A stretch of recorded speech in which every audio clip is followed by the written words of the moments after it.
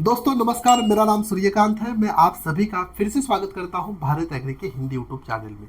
आज की वीडियो में हम बात करने वाले हैं हरी खाद वाली फसलों के बारे में। आपने बहुत बार सुना होगा कि हरी खाद वाली फसलें जमीन की उर्वरकता बढ़ाने के लिए बहुत अच्छी होती हैं।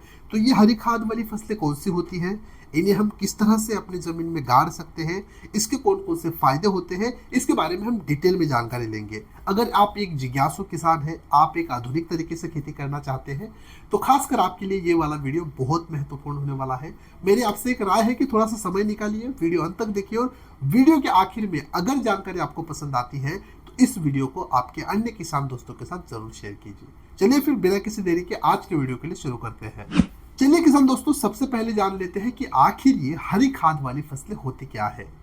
ये ऐसी फसलें होती हैं जिन्हें हम अपने खेत में उगाते हैं, उन्हें बढ़ाते हैं कब तक, जब तक उन्हें फ्लावरिंग आता नहीं है। जब वो फ्लावरिंग अवस्था में आ जाती है तब हम उन्हें सीधे हरी अवस्था में अपनी जमीन में गाड़ देते हैं। किसके लिए? अपनी जमीन की उर्वरकता बढ़ाने के लिए।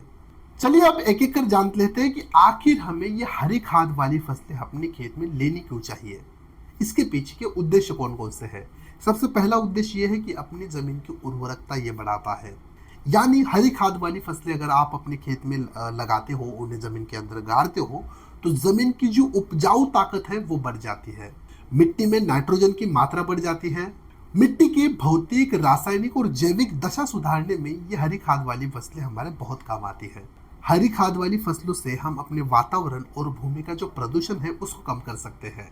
मिट्टी में सूक्ष्म पोषक तत्वों का परसेंटेज बढ़ाने के लिए हरी खाद वाली फसलें हमारे बहुत काम आती है। चलिए दोस्तों अब जान लेते हैं कि आखिर कौन कौन सी ऐसी हरी खाद वाली फसलें हैं जिन्हें हम अपने खेत में लगा सकते हैं। अगर दलहनी फसलों की बात करें तो ढेंचा, सनई, उड़द, मूंग, अरहर, चना, मसूर, मटर, लोबिया, मोठ, खेसारी तथा कुल्थी ऐसे फसलों का आप चुनाव कर सकते हो। अगर हम जायद के मौसम में हरी खाद वाली फसलों के नाम देखें तो सनई, ढेंचा, उड़द एवं मूंग का आप प्रयोग कर सकते हो। अगर हम हरी खाद वाली फसलों का बुवाई का समय देखें तो आप मई से लेकर जुलाई के बीच में अपने खेत में हरी खाद वाली फसलें लगा सकते हो। उन्हें हमें फ्लावरिंग अवस्था तक बढ़ाना है और उसके बाद हमारे जमीन में, हमारे मिट्टी में गाड़ देना है। अगर हम हरी खाद वाली फसलों की बुवाई की विधि देखें तो वो आम है, ऐसा कुछ खास नहीं है।